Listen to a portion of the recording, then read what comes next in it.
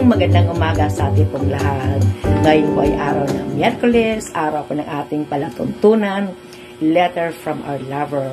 Ang mensahe ko po, nadadalhin po sa inyo. Ako po ay nag-broadcast mula dito sa aming tahanan sa Barangay Talisay, Calatagan, Batangas, Philippines. Hallelujah. So, ang mensahe po, nadadalhin ko po sa inyo ngayong umaga ay pinamagatan ko pong Secret Place. Nainango ko po sa Mateo 6:6. Ganito po ang sinasabi ng English version, NIV ng Matthew 6:6. But when you pray, go into your room, close the door, and pray to your Father who is unseen. And then, your Father who sees what is done in secret will reward you. Tagalog, Magandang Balita, Biblia, version, Mateo Kabanata 6, Talata 6. Ngunit, kapag mananalangin ka, pumasok ka sa iyong silid at isara mo ang pinto sa kakamanlangin sa iyong ama na hindi mo nakikita. At ang iyong ama na nakakikita ng ginagawa mo ng lihim ang siyang magbibigay sa iyo ng gantimpala. Lagi po pinagpapala ng Diyos ang kanyang salita. Tayo manalangin. Salamat, Lord. Narito po kayo sa aming kalagitnaan. Muli kayo magpapalakas, magtuturo sa amin. Purihin ka sa pangalan ni Jesus. Amen. Amen. Amen. Glory to God. Glory to Jesus. Jesus is a very private person. He loves to do certain things in secret place, like praying. In Mark 1:35, it says here, very early in the morning, while it was still dark, Jesus got up, left the house, went off to a solitary place, where he prayed. Kay Jesus, ang kanyang secret place ay yung lugar na walang tao. What's in this secret place? Ano po bang ibig sabihin ng secret place? Spiritually speaking, secret place is simply a place where we can have intimate relationship with God, kung saan maaari tayong magkaroon ng malalim na ugnayan sa Diyos. Lugar na kung saan tayo ay nagpipray. Itong kailangan natin ngayon, yung lagi tayo magkaroon ng intimacy sa ating Diyos. At ito ay magaganap lamang sa sandali na pumasok tayo sa secret place. So, ang ibig sabihin ng secret place ay prayer rooms natin, prayer room mo, at prayer room ko. So, sabi po dito, where you go to be alone with God, like Jesus, seek His face and to hear His voice. It is a place where we have a one-on-one conversation with God. Pupurihin mo siya, sasambahin mo siya, aawitan mo siya, kakausapin mo siya ng sarilinan. At ang Panginoon naman natin ay nandyan sa harapan mo nakikinig. Kaya minsan di po ba napapaiyak tayo dahil bakit po kaharap natin mismo ang ating Panginoon. Siya mismo ang kausap mo. Amen? At nakikinig siya sa iyo.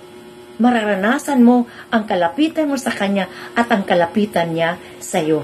Ganun po ang ating Panginoon. Nasasandali tayo ay pumasok sa secret place, a close relationship happens. Amen. Sa tuwing tayo mananalangin, di po ba? Kaya mga kaibigan, ugaliin po natin. Kapag pumasok tayo sa secret place, ang audience mo walang iba kundi ang ating Panginoon. Pwede mo pagbuhusan ng lihim mo, mga sekreto mo na hindi mo aring sabihin sa mga kaibigan mo, sa ibang tao. Pero kay Lord, pwede mo siyang mapagsabihan. Hindi kayo imamarites bagkos makikinig siya ng mainam sa iyong sasabihin. Ibinubuhos natin ang ating loob sapagkat siya ang Diyos na kakaunawa sa atin. Diyos na nagmamahal sa iyo. Diyos na nagbibigay sa atin ng pag-asa.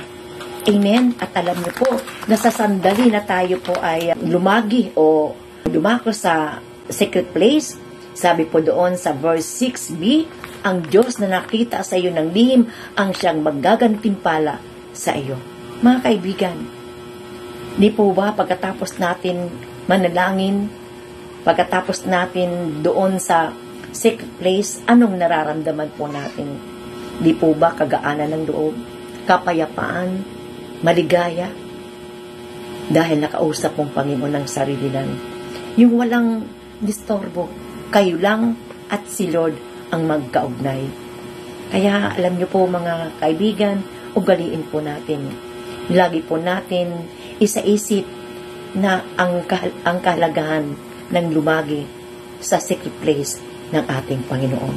At doon, mararanasan natin yung kaginhawaan.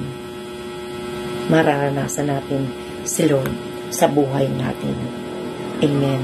So, sana po na-encourage po tayo ngayon umaga sa mensahe mula sa ating Panginoon.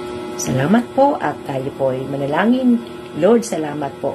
Turuan niyo po kami lagi na tumawag sa iyo. Manalangin.